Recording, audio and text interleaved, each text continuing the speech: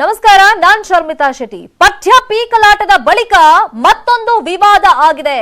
ಶಿಕ್ಷಣ ಸಚಿವರು ಒಂದು ಸ್ಟೇಟ್ಮೆಂಟ್ ಕೊಟ್ಟಿದ್ದಾರೆ. ಅದು ಎಡವಟ್ಟಿನ ಅಹಂಕಾರದ ಹೇಳಿಕೆ ಅಂತ ಈಗ ಸಾಕಷ್ಟು ಟೀಕೆಗಳು ವ್ಯಕ್ತವಾಗ್ತಾ ಇದೆ. ಹಾಗಾದ್ರೆ ಸರ್ಕಾರಿ ಶಾಲೆಗೆ ಬರೋರು ಬಡ ವಿದ್ಯಾರ್ಥಿಗಳ ಎಂತೆಂತ ಸ್ಟೇಟ್ಮೆಂಟ್ ಅನ್ನ ನಾಲ್ಗೆಲ್ ಮೂಳೆ ಇಲ್ಲ ಅಂತ ಹರಿಬಿಡುತ್ತಾರೆ, ಮಾತಾಡ್ತಾರೆ ಬಾಯಿಗೆ ಬಂದಂಗೆ ಅನ್ನೋದಕ್ಕೆ ಶಿಕ್ಷಣ ಸಚಿವರ ಈ ಹೇಳಿಕೆನೇ ಸಾಕ್ಷಿ.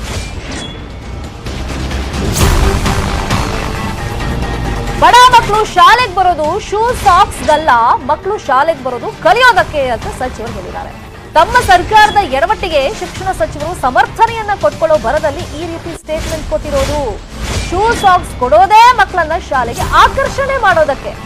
ಉಚಿತ ಪುಸ್ತಕ, ಬಟ್ಟೆ, ಶೂ, ಸಾಕ್ಸು, ಸೈಕಲ್ ಅನ್ನ ಕೊಟ್ರೆ ಮಕ್ಕಳು ನಮ್ಗೇನೋ ಒಂದು ಗಿಫ್ಟ್ ರೀತಿಯಲ್ಲಿ ಸಿಗುತ್ತೆ, ಶಾಲೆಗೆ ಹೋದ್ರೆ ಇದೆಲ್ಲ ನಮಗೆ ಕೊಡ್ತಾರೆ, ನಾವು ಶಾಲೆಗೆ ಹೋಗ್ಬೇಕು ಅಂತ ಅವ್ರಿಗೂ ಒಂದು ಉತ್ತೇಜನ ಸಿಗುತ್ತೆ. ಶಾಲೆಯತ್ತ ಮಕ್ಕಳನ್ನ ಆಕರ್ಷಣೆ ಮಾಡೋದಕ್ಕೆ ಇದೆಲ್ಲ ಯೋಜನೆಗಳು.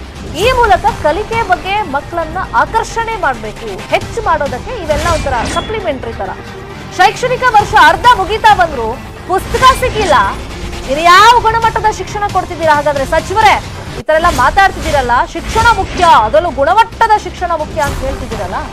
ಅರ್ಧ ವರ್ಷ ಮುಗ್ದೋಯ್ತು ಶೈಕ್ಷಣಿಕ ವರ್ಷ, ಪಠ್ಯ ಪರಿಷ್ಕರಣೆ ಹೆಸರು ಕಾಲಹರಣ ಆಯ್ತು. ಇದು ಸರಿನಾ? ಹಾಗಾದ್ರೆ ಉಚಿತ ಶೂ, ಸಾಕ್ಸ್, ಬೈಸಿಕಲ್ ಬಗ್ಗೆ ಇನ್ನೂ ನಿರ್ಧಾರ ಆಗಿಲ್ಲ.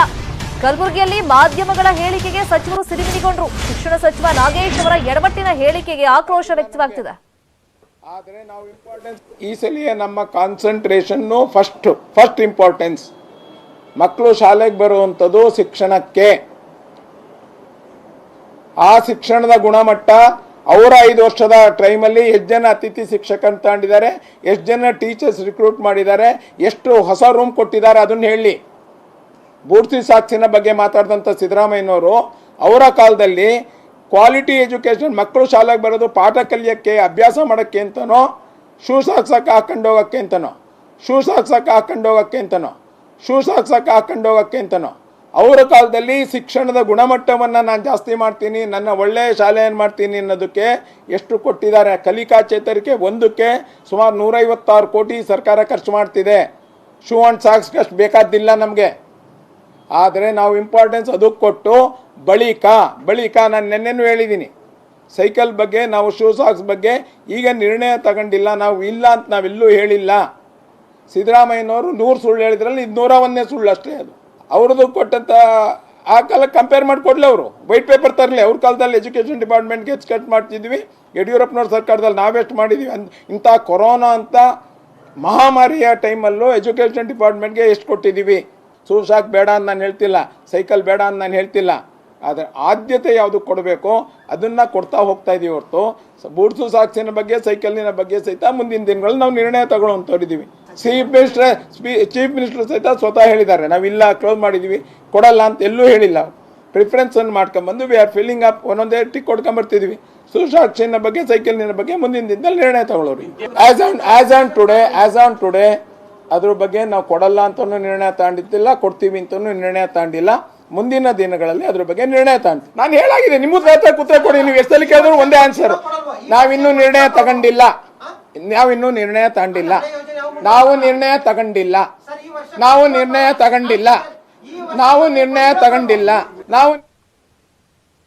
ಇನ್ನು ಶಿಕ್ಷಣ ಸಚಿವರ ಹೇಳಿಕೆ ಅಗೌರವದಿಂದ ಕೂಡಿದೆ. ಶಿಕ್ಷಣ ಸಚಿವರ ಹೇಳಿಕೆ ರಾಜ್ಯವೇ ತಗ್ಗಿಸುವಂತ ಹೇಳಿಕೆ ಅಂತ ಕೆಪಿಸಿಸಿ ಅಧ್ಯಕ್ಷ ಡಿಕೆ ಶಿವಕುಮಾರ್ ಆಕ್ರೋಶ ವ್ಯಕ್ತಪಡಿಸಿದ್ದಾರೆ.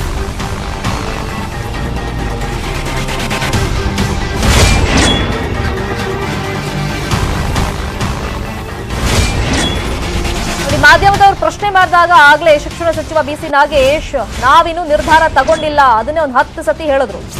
ಈಗ ಡಿಕೆ ಶಿವಕುಮಾರ್ ಅವರು ಹೇಳ್ತಿರೋದು ಅವ್ರ ಹೇಳಿಕೆ ಅಗೌರವದಿಂದ ಕೂಡಿದೆ.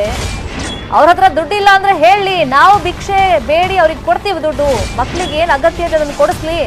ಕಾಂಗ್ರೆಸ್ ಭಿಕ್ಷೆ ಬೇಡಿ ಮಕ್ಕಳಿಗೆ ಶೂ, ಸಾಕ್ಸ್, ಬಟ್ಟೆಯನ್ನ ಕೊಡ್ತೀವಿ ಅಂತ ಕೆಪಿಸಿಸಿ ಅಧ್ಯಕ್ಷ ಡಿಕೆ ಶಿವಕುಮಾರ್ ಹೇಳಿದ್ದಾರೆ. ಇದು ರಾಜ್ಯದ ಎಲ್ಲಾ ಮಕ್ಕಳ ಸ್ವಾಭಿಮಾನದ ವಿಷಯ. ನೊಂದ ಮಕ್ಕಳ ಗೌರವ ಕಾಪಾಡೋದಕ್ಕೆ ಕಾಂಗ್ರೆಸ್ ಬದ್ಧವಾಗಿದೆ. ಭಿಕ್ಷೆ ಎತ್ತಿ ಮಕ್ಕಳಿಗೆ ಬಟ್ಟೆಗಳನ್ನ ಕೊಡ್ತೀವಿ ಅಂತ ಡಿಕೆ ಶಿವಕುಮಾರ್ ಹೇಳಿದ್ದಾರೆ.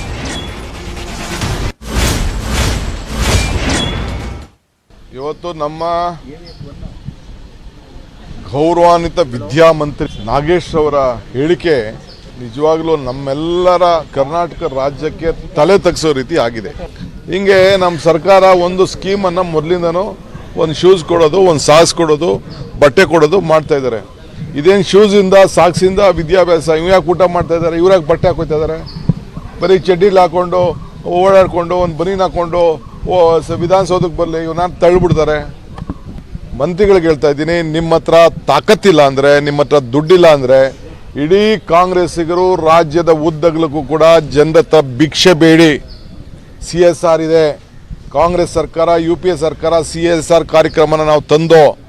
ಭಿಕ್ಷೆ ಬೇಡ ಅದು ಕೂಡ ಈ ರಾಜ್ಯದ ಉದ್ದಗಲೂ ಇರುವಂಥ ಎಲ್ಲ ಶಾಲೆಗಳಿಗೂ ಕೂಡ ಸಾಕ್ಸ್ನ, ಶೂಸ್ನ, ಬಟ್ಟೆನ ಕೊಡಲಿಕ್ಕೆ ನಾವು ಭದ್ರಾಗಿದ್ದೇವೆ. ಆ ನೊಂದಂಥ ಎಲ್ಲ ಮಕ್ಕಳು, ತಾಯಂದಿರು, ತಂದೆದಿರು ಎಲ್ಲರೂ ಕೂಡ ಅವರ ಗೌರವವನ್ನು ಕಾಪಾಡಲಿಕ್ಕೆ ನಾವೆಲ್ಲ ಸಿದ್ಧವಾಗಿದ್ದೇವೆ. ಇದು ಕರ್ನಾಟಕದ ಸ್ವಾಭಿಮಾನದ ವಿಚಾರ. ಇದೇ ವಿಚಾರವಾಗಿ ಮತ್ತಷ್ಟು ಇನ್ಫಾರ್ಮೇಶನ್ ಕೊಡೋದಕ್ಕೆ ನೇರ ಸಂಪರ್ಕದಲ್ಲಿ ಜಾಯಿನ್ ಆಗಿದ್ದಾರೆ ನಮ್ಮ political bureau reporter Anil Basur. Anil, ಈಗ ಪಠ್ಯ ಪರಿಷ್ಕರಣೆ ಮಾಡ್ತೀವಿ ಅಂತ ಅದು ವಿವಾದ ಆದ್ಮೇಲೆ ಮಕ್ಕಳಿಗೆ ಇನ್ನೂ ಕೂಡ ಪುಸ್ತಕ ಹಂಚಿಕೆ ಆಗಿಲ್ಲ. ಆಲ್ರೆಡಿ ಅರ್ಧ ಶೈಕ್ಷಣಿಕ ವರ್ಷ ಮುಗ್ದೋಗ್ಬಿಟ್ಟಿದೆ. ಈಗ ನೋಡಿದ್ರೆ ಮಾತಾಡುವಾಗ ಒಂದು ಹಿಡ್ತಾ ಇರಬೇಕು. ಜವಾಬ್ದಾರಿ ಸ್ಥಾನದಲ್ಲಿರೋರು ನಾನು ಒಂದು ಸ್ಟೇಟ್ಮೆಂಟ್ ಕೊಟ್ರೆ ಅದು ಯಾವ ತರ ರೀಚ್ ಆಗುತ್ತೆ ಅನ್ನೋದ್ರ ಬಗ್ಗೆ ಯೋಚನೆ ಮಾಡಬೇಕಾಗುತ್ತೆ. ಈಗ ಶಿಕ್ಷಣ ಸಚಿವರ ಸ್ಟೇಟ್ಮೆಂಟ್ಗೆ ಯಾವ ತರ ಆಕ್ರೋಶದ ಮಾತುಗಳು ವ್ಯಕ್ತವಾಗ್ತಾ ಇದೆ?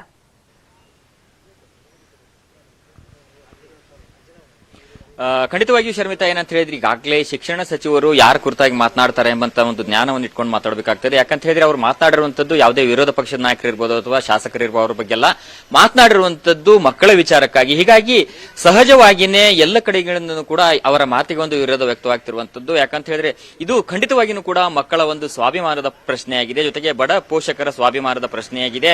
ಹೀಗಾಗಿ ಈ ಒಂದು ಹೇಳಿಕೆಯನ್ನು ಏನು ಶಿಕ್ಷಣ ಸಚಿವರು ಕೊಟ್ಟಿದ್ದಾರೆ ಅದಕ್ಕೆ ಕಾಂಗ್ರೆಸ್ನಿಂದನೂ ಕೂಡ ಇದೀಗ ಆಕ್ರೋಶ ವ್ಯಕ್ತವಾಗ್ತಿರುವಂತದ್ದು. ಹೀಗಾಗಿ ಸರ್ಕಾರಕ್ಕೆ ಏನಾದರೂ ಮಕ್ಕಳಿಗೆ ಬಟ್ಟೆ ಹಾಗೂ ಶೂಗಳನ್ನ ಕೊಡೋದಕ್ಕೆ ಆಗದೇ ಇದ್ದಂತ ಪಕ್ಷದಲ್ಲಿ ಕಾಂಗ್ರೆಸ್ ಪಕ್ಷ ಭಿಕ್ಷೆಯನ್ನಾದರೂ ಬೇಡಿ ಮಕ್ಕಳಿಗೆ ಈ ಒಂದು ಬಟ್ಟೆ ಹಾಗೂ ಶೂಗಳನ್ನ ಕೊಡೋದಕ್ಕೆ ನಾವು ಪ್ರಯತ್ನವನ್ನ ಮಾಡ್ತೇವೆ, ಕೊಡೋದಕ್ಕೆ ಮುಂದಾಗ್ತೇವೆ ಎಂಬ ಹೇಳಿಕೆಯನ್ನ ಇದೀಗ DK ಶಿವಕುಮಾರ್ ಅವರು ಕೊಟ್ಟಿರುವಂತದ್ದು. ಮತ್ತು ಇದೇ ಕಾರ್ಯಕ್ಕೆ ಅವರು ಮುಂದಾಗ್ತಾರೆ ಅಂದ್ರೆ ಕಾಂಗ್ರೆಸ್ನಿಂದ ಮುಂದಾಗ್ತಾರೆ ಎಂಬಂತ ಮಾಹಿತಿ ನಮಗೆ ಸಿಗ್ತಾ ಇದೆ. ಯಾಕಂತ ಹೇಳಿದ್ರೆ ಇದು ಖಂಡಿತವಾಗಿಯೂ ಕೂಡ DK ಶಿವಕುಮಾರ್ ಅವರು ಹೇಳಿದಂತೆ ಇದು ಮಕ್ಕಳ ಸ್ವಾಭಿಮಾನದ ಪ್ರಶ್ನೆ. ಜೊತೆಗೆ ಏನಂತ ಹೇಳಿದ್ರೆ ಈ ರೀತಿಯಾಗಿ ಶಿಕ್ಷಣ ಸಚಿವರು ಮಾತನಾಡಿ ಅಗೌರವವನ್ನು ತೋರುವುದರಿಂದಾಗಿ ಅದರ ನೇರ ಪರಿಣಾಮ ಮಕ್ಕಳ ಮೇಲೆ ಆಗ್ತದೆ. ಜೊತೆಗೆ ಏನಂತ ಹೇಳಿದ್ರೆ ಆ ಮಕ್ಕಳ ಪೋಷಕರ ಮೇಲೇನೂ ಕೂಡ ಆಗ್ತದೆ. ಹೀಗಾಗಿ ಅವರು ಒಂದಿಷ್ಟು ಏನ್ ಮಾತನಾಡ್ತಾ ಇದ್ದಾರೆ, ಯಾರ ಬಗ್ಗೆ ಮಾತನಾಡ್ತಾ ಇದ್ದಾರೆ, ಯಾಕಾಗಿ ಮಾತನಾಡ್ತಾ ಇದ್ದಾರೆ ಎಂಬಂತದನ್ನ ಗಮನಿಸಿ ಮಾತನಾಡಬೇಕಾಗ್ತದೆ.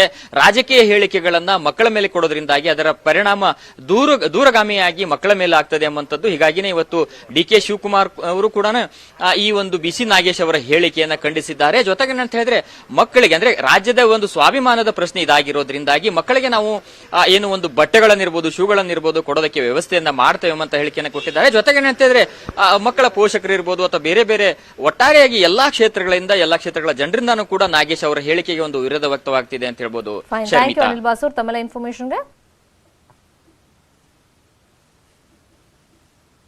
ಇನ್ನು ಈ ಬಗ್ಗೆ ಮಾಜಿ ಶಿಕ್ಷಣ ಸಚಿವ ಕಿಮ್ಮನೆ ರತ್ನಾಕರ್ ನ್ಯೂಸ್ 18 ಜೊತೆ ಮಾತನಾಡಿದ್ದಾರೆ, ನೋಡೋಣ. ಯಾರಿಗೂ ಕೂಡ ಬಡವರ ಬಗ್ಗೆ ಕಾಳಜಿನೇ ಇಲ್ಲ. ಅವರು ಖಾಸಗಿ ವಲಯದ ಕಡೆ ವಾಲ್ತಾ ಇದ್ದಾರೆ. ಈಗ ಶೂಸ್ ಮತ್ತು ಸಾಕ್ಸ್ ಘಟನೆ ಹೇಗ್ ನಡೀತು ಅಂದ್ರೆ, ನಾನು ಇದಕ್ಕೆ ನಮ್ಮ KN ರಾಜಣ್ಣ ಅವರು ಶಾಸಕರಾಗಿರ್ತಕ್ಕಂತ ಕ್ಷೇತ್ರಕ್ಕೆ ಹೋಗಿದ್ದೆ, ಮಧುಗಿರಿ ಹೋಗಿದ್ದೆ. ಆ ಸಂದರ್ಭದಲ್ಲಿ ಸುಮಾರು 700-800 ಜನ ಮಕ್ಕಳು ಸೇರಿದ್ರು. ಅರ್ಧದಷ್ಟು ಜನ ಮಕ್ಕಳಿಗೆ ಬೆಟ್ಟೆ ಇರ್ಲಿಲ್ಲ ಮಕ್ಕಳು ಕಾಲಲ್ಲಿ, ಮತ್ತು ಬಿಸಿಲು ಅದು. ಸರಿ, ಅವತ್ ನಾನ್ ರಾಜಣ್ಣ ಅವ್ರಿಗೆ ಕೇಳಿದೆ, ಏನ್ರಿ ಇದು ಇಷ್ಟು ಪರಿಸ್ಥಿತಿ ಇದೆಯಲ್ಲ ಹೀಗೆ ಅಂತ. ಆಗ ನಾನು ಹೇಳಿದೆ, ಇಲ್ಲ ಅದಕ್ಕೊಂದು ಏನಾದ್ರು ಒಂದು ವ್ಯವಸ್ಥೆ ಮಾಡೋಣ, ಮುಖ್ಯಮಂತ್ರಿಗಳ ಜೊತೆ ನಾನು ಮಾತಾಡ್ತೀನಿ. ಬಡತನದಲ್ಲಿರೋ ಮಕ್ಕಳಿಗೆ ಖಂಡಿತ ಅದೊಂದು ವ್ಯವಸ್ಥೆ ಮಾಡ್ಬೇಕು, ಏನ್ ಖರ್ಚು ಬರುತ್ತೆ ಅದು ವ್ಯವಸ್ಥೆ ಮಾಡ್ತೀನಿ. ಮತ್ತೆ ನಾವು ಅದನ್ನ ಕ್ಯಾಲ್ಕುಲೇಟ್ ಮಾಡಿ ಮೀಟಿಂಗ್ ಕರೆದು ಮಾಡಿದಾಗ ಒಂದು 115-120 ಕೋಟಿ ರೂಪಾಯಿ ಬರುತ್ತೆ ಸರ್ಕಾರಿ ಶಾಲೆಯಲ್ಲಿ ಓದ್ತಕ್ಕಂತ ಮಕ್ಕಳಿಗೆ. ಮಳೆಗಾಲ ಮತ್ತು ಬೇಸಿಗೆಗಾಲ ಎರಡಕ್ಕೂ ಅಡ್ಜಸ್ಟ್ ಆಗೋ ರೀತಿನಲ್ಲಿ ಒಂದು ವ್ಯವಸ್ಥೆ ಮಾಡೋದಕ್ಕೆ ಒಂದು ಪ್ರಯತ್ನ ಮಾಡೋಣ ಅಂತ ಹೇಳಿ ಅದನ್ನ ಎಲ್ಲಾ ಕಂಪನಿಯವ್ರನ್ನ ಕರೆದು ಮಾತಾಡಿ, ಯಾವ ಕಂಪನಿಯವರಿಗೂ ನಾವು ಕೊಡದೇನೆ ಸ್ಟೇಟ್ ಟ್ರೆಜರಿಯಿಂದ ಡೈರೆಕ್ಟ್ ಶಾಲಾ ಅಭಿವೃದ್ಧಿ ಸಮಿತಿಗೆ ಹಣ ಹೋಗುವ ಹಾಗೆ ವ್ಯವಸ್ಥೆ ಮಾಡಿದ್ವಿ. ಎಲ್ಲೂ ಯಾರಿಗೂ ಯಾವ ಕಮಿಷನ್ ಕೊಡದೆ ಇರೋದು ನಾನು ಯಾವ ಎಂಪ್ಲಾಯಿನಲ್ಲಿ ಯಾರಿಗೂ ಸಿಗೋದಿಲ್ಲ. 45,000 ಶಾಲೆಗಳಿಗೆ ಡೈರೆಕ್ಟ್ ಆಗಿ ಶಾಲಾ ಅಭಿವೃದ್ಧಿ ಸಮಿತಿ ಹೋಗಿ ತಲುಪತಕ್ಕಂತ ಒಂದು ವ್ಯವಸ್ಥೆ ಮಾಡಿದ್ವಿ. ಅದು ಆಕ್ಚುಲಿ ಬಡತನದಲ್ಲಿ ಇರ್ತಕ್ಕಂಥ ಮಕ್ಕಳಿಗೆ ಉಳಿದವರು ಒಳ್ಳೊಳ್ಳೆ ಮೆಟ್ ಹಾಕೊಂಡ್ ಬರ್ತಾರೆ, ಶೂಸ್ ಹಾಕೊಂಡ್ ಬರ್ತಾರೆ. ಮತ್ತೆ ಡಿಫರೆನ್ಸ್ ಇರಬಾರ್ದು ಅಂತ, ಅಂದ್ರೆ ಸಮವಸ್ತ್ರ ಹೆಂಗೆ ಡಿಫರೆನ್ಸ್ ಅನ್ನ ತೆಗ್ದು ಹಾಕುತ್ತೆ ಹಂಗೆ ಇದು ಕೂಡ.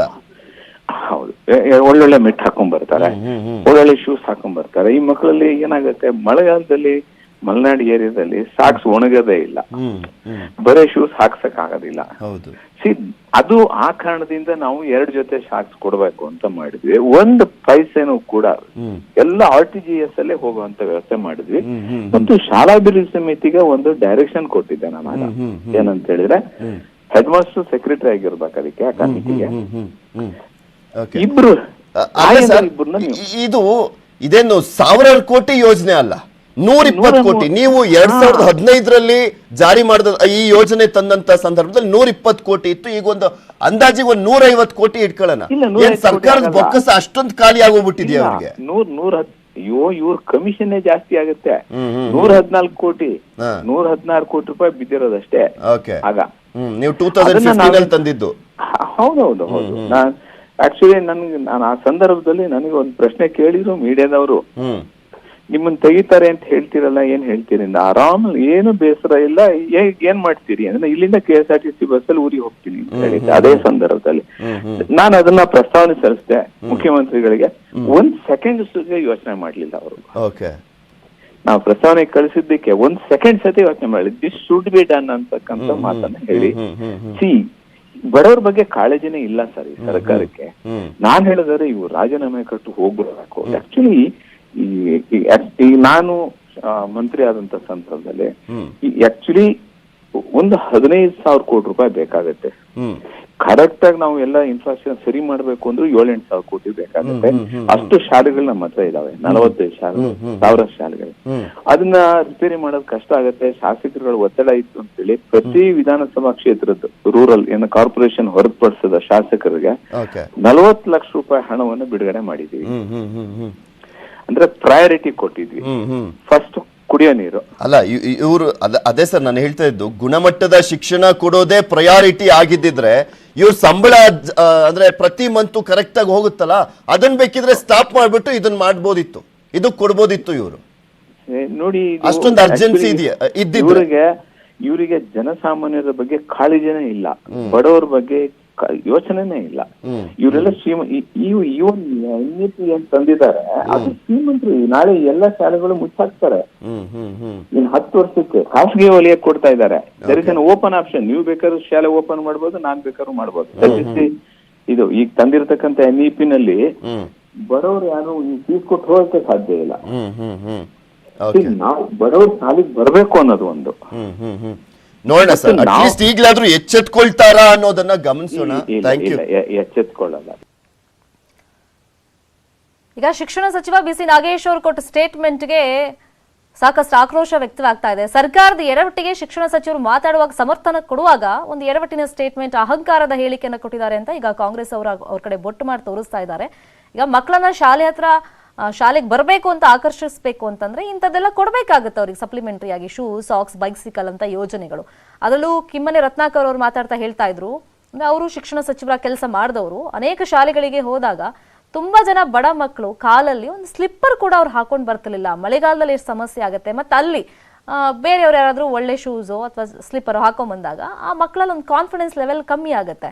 ಸೊ ಅದ್ರ ಬಗ್ಗೆನೇ ಅವ್ರು ಪ್ರಸ್ತಾಪ ಮಾಡಿ ಹೇಳ್ತಾ ಇದ್ರು. ಮಳೆ ಮಳೆ ಮಳೆ, ಕರಾವಳಿ ಜನ ಕಂಗಾಲು. ಭೂಕುಸಿತ, ಕೊಚ್ಚಿ ಹೋದ ರಸ್ತೆ, ಮನೆಗಳೇ ಜಲ ಸಮಾಧಿ. ಅಧಿಕಾರಿಗಳೇ ರಾಜಕಾರಣಿಗಳೇ, ಮಳೆ ಹಾನಿ ಪ್ರದೇಶಗಳು ಕಾಣ್ತಾ ಇಲ್ವಾ? ಇದು ಮುಂಗಾರು ಅಬ್ಬರದ ಸ್ಟೋರಿ.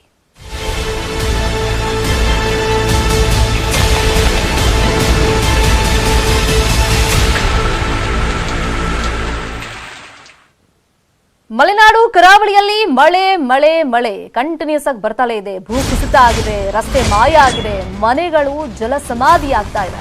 ಮುಂಗಾರು ಅಬ್ಬರಕ್ಕೆ ಮಲೆನಾಡು ಹಾಗೇನೆ ಕರಾವಳಿ ಮಂದಿ ಕಂಗಾಲಾಗಿ ಹೋಗ್ತಾ ಇದ್ದಾರೆ.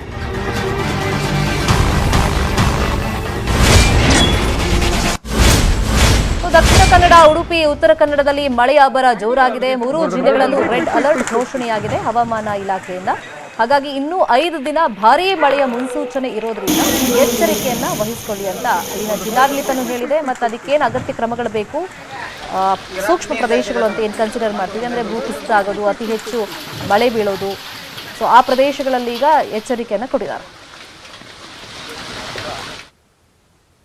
ಇನ್ನು ಉತ್ತರ ಕನ್ನಡದಲ್ಲಿ ಧಾರಾಕಾರವಾಗಿ ಸುರಿದಂತ ಮಳೆಗೆ ಹೆದ್ದಾರಿ ಬಂದ್ ಆಗಿದೆ. ಕಾರವಾರದ ರಾಷ್ಟ್ರೀಯ ಹೆದ್ದಾರಿ 66ರ ಬಿಣಗಾ ಬಳಿಯಲ್ಲಿ ಒಂದು ಘಟನೆಯಾಗಿದೆ. ಬಿಣಗಾದ ನೌಕಾನೆಲೆಯ ಕಾಮತ್ ಗೇಟ್ ಬಳಿಯಲ್ಲಿ ರಸ್ತೆ ಬಂದ್ ಆಗಿರೋದು, ರಸ್ತೆ ಮೇಲೆ ನೀರು ಹರಿತಾ ಇದೆ. ಆ ಹಿನ್ನೆಲೆಯಲ್ಲಿ ವಾಹನ ಸವಾರರು ಪರದಾಟವನ್ನು ಪಡ್ತಾ ಇದ್ದಾರೆ. ಇನ್ನು ಕಾರವಾರದಿಂದ ಮಂಗಳೂರು, ಹುಬ್ಬಳ್ಳಿ, ಶಿರಸಿ, ಶಿವಮೊಗ್ಗಕ್ಕೆ ಸಂಪರ್ಕ ಕಲ್ಪಿಸುವಂತ ಹೆದ್ದಾರಿಯಲ್ಲಿ ಘಟನೆ ನಡೆದಿದೆ. ಇನ್ನು ಅಣಶಿ ಘಟ್ಟದಲ್ಲಿ ನಿರಂತರವಾಗಿ ಸಣ್ಣ ಪ್ರಮಾಣದಲ್ಲಿ ಗುಡ್ಡ ಕುಸಿತ ಆಗ್ತಲೇ ಇದೆ. ಮಳೆ ಕಂಟಿನ್ಯೂಸ್ ಆಗಿ ಬರ್ತಿರೋದ್ರಿಂದ ಈ ಮಣ್ಣು ಒಂದ್ಸತಿ ಲೂಸ್ ಆದರೆ ಅದು ಕಂಟಿನ್ಯೂಸ್ ಆಗಿ ಕುಸಿತ ಆಗ್ತಲೇ ಇರುತ್ತೆ. ಅಣಶಿ ಘಟ್ಟ ಪ್ರದೇಶದಲ್ಲಿ ರಾತ್ರಿ ವಾಹನ ಸಂಚಾರ ಸ್ಟಾಪ್ ಮಾಡಿದ್ರು. ಕಾರವಾರ, ಅಂಕೋಲಾ, ಕುಮಟಾ, ಸಿದ್ದಾಪುರ, ಹೊನ್ನಾವರ, ಭಟ್ಕಳ ಭಾಗದಲ್ಲಿ ವ್ಯಾಪಕ ಮಳೆ ಆಗ್ತಾ ಇದೆ. ಭಾರೀ ಮಳೆ ಹಿನ್ನೆಲೆಯಲ್ಲಿ ಶಾಲಾ ಕಾಲೇಜುಗಳಿಗೆ ರಜೆ ಘೋಷಣೆಯಾಗಿದೆ. ಕುಮಟಾದ ಹಲವು ಗ್ರಾಮಗಳ ಮನೆಗಳಿಗೆ ನೀರು ನುಗ್ಗಿದೆ. ಜನ ಪರದಾಟವನ್ನು ಪಡ್ತಾ ಇದ್ದಾರೆ. ಇನ್ನು ಉಡುಪಿ ಜಿಲ್ಲೆಯಲ್ಲಿ ಧಾರಾಕಾರ ಮಳೆಯಾಗಿದೆ. ಮಳೆಯಿಂದಾಗಿ ತುಂಬಿ ಹರಿತಾ ಇದೆ ಸೌಪರ್ಣಿಕಾ ನದಿ. ಬೈಂದೂರು ತಾಲೂಕಿನ ಹಲವು ಗ್ರಾಮಗಳಲ್ಲಿ ಪ್ರವಾಹದ ಪರಿಸ್ಥಿತಿ ಎದುರಾಗಿದೆ. ನಾವುಂದ ಗ್ರಾಮ ಜಲಾವೃತ ಆಗಿದೆ, ಜನರು ತತ್ತರಿಸೋಗಿದ್ದಾರೆ. ಬಂಟ್ವಾಡಿ ಬ್ರಿಡ್ಜ್ ಕಾಮಗಾರಿ ಹಿನ್ನೆಲೆಯಲ್ಲಿ ಗ್ರಾಮಕ್ಕೆ ನೀರು ನುಗ್ಗಿದೆ. ಹಾಗಾಗಿ ಗ್ರಾಮಸ್ಥರನ್ನ ಸ್ಥಳಾಂತರ ಮಾಡ್ತಾ ಇದೆ ಉಡುಪಿ ಜಿಲ್ಲಾಡಳಿತ. ಇನ್ನು ಸೋಮವಾರ ತನಕ ಆ ಭಾಗದಲ್ಲಿ ಶಾಲಾ ಕಾಲೇಜುಗಳಿಗೆ ರಜೆ ಘೋಷಣೆ ಆಗಿದೆ. ಇನ್ನು ಬ್ರಹ್ಮಾವರ ತಾಲೂಕಿನ ಉಪ್ಪೂರು ಗ್ರಾಮದಲ್ಲಿ ನೆರೆ ಬಂದಿದೆ. ಸುಮಾರು 70 ಮನೆಗಳು ಭಾಗಶಃ ಮುಳುಗಡೆ ಆಗಿದೆ. ಉಪ್ಪೂರು ಶಾಲೆ ಬಹುತೇಕ ಮುಳುಗಡೆ ಆಗಿದೆ. ಶಾಲೆಗಳಿಗೆ ರಜೆ ಇದ್ದಿದ್ರಿಂದ ಅಲ್ಲಿ ಅಪಾಯ ತಪ್ಪಿದೆ. ಇನ್ನು ಪಕ್ಕದಲ್ಲೇ ಸೀತಾ ನದಿ ಹರಿತಾ ಇದೆ. ಹಾಗಾಗಿ ನೆರೆ ಸೃಷ್ಟಿಯಾಗಿದೆ. ಕರಾವಳಿ ಮತ್ತೆ ಮಲೆನಾಡು ಭಾಗದಲ್ಲಿ ಕಂಟಿನ್ಯೂಸ್ ಆಗಿ ಮಳೆ ಆಗ್ತಿರೋದ್ರಿಂದ ಸಾಕಷ್ಟು ಅವಾಂತರಗಳು ಸೃಷ್ಟಿಯಾಗಿದೆ.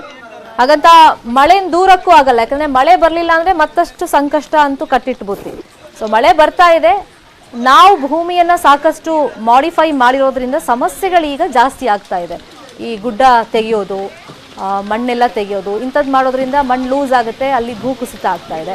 ಇನ್ನೊಂದು ಕಡೆ ಮನೆ ಕಟ್ಟಬೇಕು ಅಥವಾ ಬೇರೆ ಏನೋ ಬಿಲ್ಡಿಂಗ್ ಕಟ್ಟಬೇಕು ಅಂತ ಹೇಳ್ಬಿಟ್ಟು ಈ ಮಣ್ಣೆಲ್ಲ ಹಾಕ್ಬಿಟ್ಟು ಹೈಟ್ ಮಾಡ್ತೀವಿ.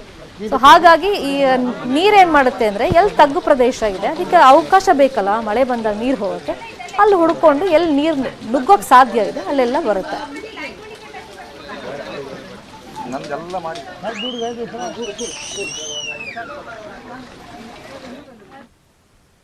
ಇನ್ನು ಕಂಟಿನ್ಯೂಸ್ ಆಗಿ ರಾಜ್ಯಾದ್ಯಂತ ಮಳೆ ಬರ್ತಾ ಇದೆ. ಹಾಗಾಗಿ ಜಲಾಶಯಗಳು ಭರ್ತಿ ಆಗ್ತಾ ಇದೆ. ಹೀಗೆ ಮಳೆ ಬಂದ್ರೆ ಸಾಕಷ್ಟು ಜಲಾಶಯ ಫುಲ್ ಆಗುತ್ತೆ. ಹಾಗಾದ್ರೆ ರಾಜ್ಯದಲ್ಲಿ ಜಲಾಶಯದ ಪರಿಸ್ಥಿತಿ ಎಟ್ ಪ್ರೆಸೆಂಟ್ ಎಷ್ಟಿದೆ, ನೀರಿನ ಲೆವೆಲ್ ಅಂತ ನಿಮಗೆ ಇನ್ಫಾರ್ಮೇಶನ್ ಅನ್ನ ಕೊಡ್ತಾ ಹೋಗೋದಾದ್ರೆ ಲಿಂಗನಮಕ್ಕಿ ಬಗ್ಗೆ ಫಸ್ಟ್ ಇನ್ಫಾರ್ಮೇಶನ್ ಕೊಡ್ತಿದ್ವಿ. ಗರಿಷ್ಠ ಮಟ್ಟ 554.44, 539.18 ಇವತ್ತಿನ ಮಟ್ಟ ಆದ್ರೆ ಒಳಹರಿವು 57,638 ಇದೆ. ಹೊರಹರಿವು 2,445 ಕ್ಯೂಸೆಕ್ ಇದೆ. ಇನ್ನು ಸುಪಾ ಜಲಾಶಯದಲ್ಲಿ ಗರಿಷ್ಠ ಮಟ್ಟ 564, ಸೊ ಇವತ್ತಿನ ಮಟ್ಟ 525 ಇದೆ. 30,753 ಒಳಹರಿವಿದ್ರೆ ಹೊರಹರಿವು ಇನ್ನೂ ಕೂಡ ಬಿಡ್ತಾ ಇಲ್ಲ. ತುಂಬಾ ಜಲಾಶಯದಲ್ಲಿ ಹೀಗೆ ವೇಟ್ ಮಾಡ್ತಾ ಇದ್ದಾರೆ ಕಂಪ್ಲೀಟ್ ಆಗಿ ಇದು ಫಿಲ್ ಆಗಲಿ ಅಂತ. ಇನ್ನು ಹಾರಂಗಿಯಲ್ಲಿ ನೋಡೋದಾದ್ರೆ 771.38 ಗರಿಷ್ಠ ಮಟ್ಟ ಇದ್ರೆ ಇವತ್ತಿನ ಮಟ್ಟ 869.89 ಇದೆ. ಒಳಹರಿವು 13,974 ಇದ್ರೆ ಹೊರಹರಿವು 15,000 ಚಿಲ್ಲರೆ ಇದೆ. ಇನ್ನು ಹೇಮಾವತಿ ಜಲಾಶಯದಲ್ಲಿ ನೋಡೋದಾದ್ರೆ ಗರಿಷ್ಠ ಮಟ್ಟ 890 ಇದೆ. ಇವತ್ತಿನ ಮಟ್ಟ ಆಲ್ಮೋಸ್ಟ್ ಅಲ್ಲಿ ಬರ್ತಾ ಇದೆ ನೋಡಿ 888 ಇದೆ. ಒಳಹರಿವು 16,660 ಇದ್ರೆ ಹೊರಹರಿವು 250 ಕ್ಯೂಸೆಕ್ ನೀರನ್ನ ಹೊರಗಡೆ ಬಿಡ್ತಾ ಇದ್ದಾರೆ. ಇನ್ನು KRS ಆಲ್ಮೋಸ್ಟ್ ಫಿಲಪ್ ಆಗ್ತಾ ಇದೆ. 38.04 ಮೀಟರ್ ಗರಿಷ್ಠ ಮಟ್ಟ, 35.64 ಮೀಟರ್ ಇವತ್ತಿನ ಮಟ್ಟ ಇದ್ರೆ 33,602 ಕ್ಯೂಸೆಕ್ ಒಳಹರಿವಿದ್ರೆ 3,576 ಹೊರಹರಿವು ಇದೆ ಕ್ಯೂಸೆಕ್ ಅಲ್ಲಿ. ಇನ್ನು ಕಬಿನಿ ಜಲಾಶಯ ನೋಡೋದಾದ್ರೆ 696.13 ಮೀಟರ್ ಗರಿಷ್ಠ ಮಟ್ಟ ಇದ್ರೆ 693.93 ಮೀಟರ್ ಇವತ್ತಿನ ಮಟ್ಟ. ಇನ್ನು ಒಳಹರಿವು 18,563 ಇದ್ರೆ ಹೊರಹರಿವು 1000 ಕ್ಯೂಸೆಕ್ ಇದೆ. ಅದು ಕಬಿನಿ ಜಲಾಶಯದಾಯಿತು. ಇನ್ನು ಭದ್ರಾ ಕೂಡ ಆಲ್ಮೋಸ್ಟ್ ಫುಲ್ ಆಗ್ತಾ ಇದೆ. 657.73 ಗರಿಷ್ಠ ಮಟ್ಟ ಇದ್ರೆ 650.94 ಇವತ್ತಿನ ಮಟ್ಟ ಇದೆ. ಇನ್ನು ಒಳಹರಿವು 31,667 ಕ್ಯೂಸೆಕ್ ಇದೆ. ಇನ್ನು ತುಂಗಭದ್ರಾ, ಸೊ ಕಂಟಿನ್ಯೂಸ್ ಆಗಿ ಮಲೆನಾಡು ಭಾಗದಲ್ಲಿ ಮಳೆ ಆಗ್ತಿರೋದ್ರಿಂದ ತುಂಗಭದ್ರಾದಲ್ಲೂ ಕೂಡ ನೀರು ಶೇಖರಣೆ ಜಾಸ್ತಿನೇ ಆಗ್ತಾ ಇದೆ. 497.71 ಗರಿಷ್ಠ ಮಟ್ಟ ಇದ್ರೆ 493 ಇದೆ ಇವತ್ತು. ಒಳಹರಿವು 60,941 ಇದೆ. ಇನ್ನು ಘಟಪ್ರಭಾ ಜಲಾಶಯ ನೋಡೋದಾದ್ರೆ 662.91 ಮೀಟರ್ ಗರಿಷ್ಠ ಮಟ್ಟ ಇದ್ರೆ 638.12 ಮೀಟರ್ ಇವತ್ತಿನ ಮಟ್ಟ ಇದೆ. ಒಳಹರಿವು 10,675 ಇದ್ರೆ ಹೊರಹರಿವು 1,097 ಕ್ಯೂಸೆಕ್ ಘಟಪ್ರಭಾದಾಯಿತು. ಇನ್ನು ಮಲಪ್ರಭಾ ಜಲಾಶಯ ನೋಡೋದಾದ್ರೆ 633.80 ಗರಿಷ್ಠ ಮಟ್ಟ ಆದ್ರೆ 626.18 ಇವತ್ತಿನ ಮಟ್ಟ ಆಯಿತು. ಒಳಹರಿವು 7729 ಇದೆ. ಇನ್ನು ಹೊರಹರಿವು 194 ಕ್ಯೂಸೆಕ್ ಇದೆ. ಇನ್ನು ಆಲಮಟ್ಟಿ, ಸೊ ಇಲ್ಲೂ ನೀರು ಶೇಖರಣೆ ಜಾಸ್ತಿನೇ ಆಗ್ತಾ ಇದೆ. 519.60 ಗರಿಷ್ಠ ಮಟ್ಟ ಇದೆ ಮೀಟರ್ ಅಲ್ಲಿ. ಇನ್ನು 514.31 ಮೀಟರ್ ಇವತ್ತಿನ ಮಟ್ಟ ಆದ್ರೆ 43,066 ಕ್ಯೂಸೆಕ್ ಒಳಹರಿವಿದೆ, 451 ಕ್ಯೂಸೆಕ್ ಹೊರಹರಿವಿದೆ. ಇನ್ನು ನಾರಾಯಣಪುರ ಆ ಭಾಗದಲ್ಲಿ ಮಳೆ ಆಗ್ತಾ ಇದೆ, ರೈತರಿಗೂ ಖುಷಿ ಆಗ್ತಿದೆ. 492.25 ಮೀಟರ್ ಗರಿಷ್ಠ ಮಟ್ಟ ಆದ್ರೆ ಇವತ್ತಿನ ಮಟ್ಟ 490.99, ಒಳಹರಿವು 263 ಕ್ಯೂಸೆಕ್ ಇದೆ. ಇದು ಜಲಾಶಯದ ನೀರಿನ ಮಟ್ಟ ಆಯಿತು. ಹೀಗೆ ಮಳೆ ಬರ್ತಾ ಇದ್ರೆ ತುಂಬಾ ಕಡೆ ಜಲಾಶಯ ಈಗ ಫಿಲಪ್ ಆಗುತ್ತೆ ಅಂತ ಹವಾಮಾನ ಇಲಾಖೆನೇ ಮುನ್ಸೂಚನೆಯನ್ನ ಕೊಟ್ಟಿರೋದು. Welcome back. ನಾಳೆಯಿಂದ 2 ದಿನಗಳ ಕಾಲ ನ್ಯೂಸ್ 18 ಕನ್ನಡದ ವತಿಯಿಂದ ವಿದ್ಯಾಸಂಗಮ ಎಜುಕೇಷನ್ ಎಕ್ಸ್ಪೋ ಅನ್ನ ಬೆಂಗಳೂರಿನ ಮಲ್ಲೇಶ್ವರಂ ಹೈಸ್ಕೂಲ್ ಗ್ರೌಂಡ್ಸ್ ನಲ್ಲಿ ಆಯೋಜನೆ ಮಾಡಲಾಗಿದೆ. ಸದ್ಯಕ್ಕೆ ಪ್ರಿಪರೇಷನ್ ಯಾವ ತರ ನಡೀತಾ ಇದೆ ಈ ಎಕ್ಸ್ಪೋಗೆ, ಇದ್ರ ಬಗ್ಗೆ ಮತ್ತಷ್ಟು ಇನ್ಫಾರ್ಮೇಶನ್ ಕೊಡೋದಕ್ಕೆ ಸ್ಥಳದಿಂದ ನೇರ ಸಂಪರ್ಕದಲ್ಲಿ ಜಾಯ್ನ್ ಆಗಿದ್ದಾರೆ ನಮ್ಮ ರಿಪೋರ್ಟರ್ ಹಂಸ ಶ್ಯಾಮಲ. ವಿದ್ಯಾರ್ಥಿಗಳಿಗೆ, ಪೋಷಕರಿಗೆ ಎಸ್ಪೆಷಲಿ ತುಂಬಾ ಅನುಕೂಲ ಆಗುತ್ತಿದ್ರಿಂದ ಒಂದೇ ಕಡೆಗೆ 45ಕ್ಕೂ ಹೆಚ್ಚು ಕಾಲೇಜುಗಳು ಬಂದು ಸೇರ್ಕೊಳ್ತಾವೆ. ಏನ್ ಇನ್ಫಾರ್ಮೇಶನ್ ಬೇಕಾದ್ರೂ ಸ್ಪಾಟ್ ಅಲ್ಲಿ ಸಿಗುತ್ತೆ, ಸ್ಪಾಟ್ ಅಲ್ಲೇ ಅಡ್ಮಿಷನ್. ಸೊ ಪ್ರಿಪರೇಷನ್ ಯಾವ ತರ ನಡೀತಾ ಇದೆ? ಜನ ಇವತ್ತೇ ಬಂದು ಏನಾದ್ರು ಎನ್ಕ್ವೈರಿ ಮಾಡಕ್ ಸ್ಟಾರ್ಟ್ ಮಾಡಿದಾರಾ?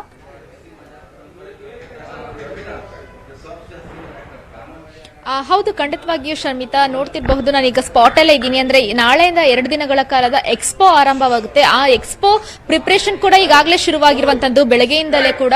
ಸೊ ಈಗ ನಾನು ಮಲ್ಲೇಶ್ವರಂನ ಹೈಸ್ಕೂಲ್ ಗ್ರೌಂಡ್ ನಲ್ಲಿ ಇದ್ದೀನಿ. ಇಲ್ಲಿ ನೋಡ್ತಿರಬಹುದು ಎಲ್ಲಾದಂತಹ ಪ್ರಿಪರೇಷನ್ ಗಳನ್ನ ಮಾಡ್ಕೊಂಡಿದ್ದಾರೆ. ಅಂದ್ರೆ ಇಲ್ಲಿ ಬರುವಂತಹವರಿಗೆ ಯಾವುದೇ ರೀತಿಯಾದಂತಹ ಒಂದು ತೊಂದರೆ ಆಗಬಾರ್ದು ಅನ್ನುವಂತಹ ನಿಟ್ಟಿನಲ್ಲಿ ಮುಂಜಾಗ್ರತೆಯಾಗಿ ಎಲ್ಲಾ ರೀತಿಯಾದಂತಹ ಒಂದು ಪ್ರಿಪರೇಷನ್ ಆಗಿದೆ. ಈಗಾಗಲೇ ಏನು ಇಲ್ಲಿ 2 ದಿನಗಳ ಕಾಲ ಎಕ್ಸ್ಪೋ ನಡೆಯೋದ್ರಿಂದ ಇಲ್ಲಿ ದಿನನಿತ್ಯ ಸೆಮಿನಾರ್ಗಳು ನಡೆಯುತ್ತೆ. ಹಾಗೇನೆ ಒಳಗಡೆ ಏನಿದೆ 45ಕ್ಕೂ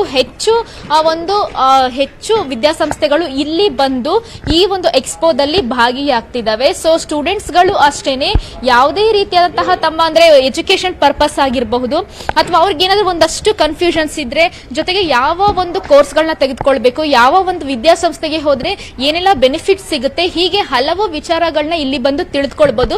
ಜೊತೆಗೆ ಏನು ಅಂತ ಹೇಳಿದ್ರೆ ಇಲ್ಲಿ ಬರುವಂತಹ ಪೇರೆಂಟ್ಸ್ ಹಾಗೂ ಸ್ಟೂಡೆಂಟ್ಸ್ ಗಳಿಗೆ ಎಂಟ್ರಿ ಕೂಡ ಒಂದು ಫ್ರೀ ಆಗಿ ಇರುವಂತದ್ದು ಶರ್ಮಿತಾ. ಹೀಗಾಗಿ ಇಲ್ಲಿ ಯಾರೆಲ್ಲ ಒಂದು ಭಾಗವಹಿಸಬೇಕು. ಸೊ ನಾಳೆಯಿಂದ ಬಂದ್ರೆ ಒಂದು ಒಳಿತು. ಈಗಾಗಲೇ ಅನೇಕರು ಬಂದು ಇಲ್ಲಿ ಹೊರಗಡೆನೂ ಕೂಡ ಎಕ್ಸ್ಪೋದ ಒಂದು ಬೋರ್ಡ್ ಗಳು ಹಾಕಿರೋದನ್ನ ನೋಡಿ ಯಾವಾಗ್ಲಿಂದ ಎಕ್ಸ್ಪೋ ಶುರುವಾಗ್ತಿದೆ ಅಂತ ಕೇಳ್ತಿದ್ದಾರೆ.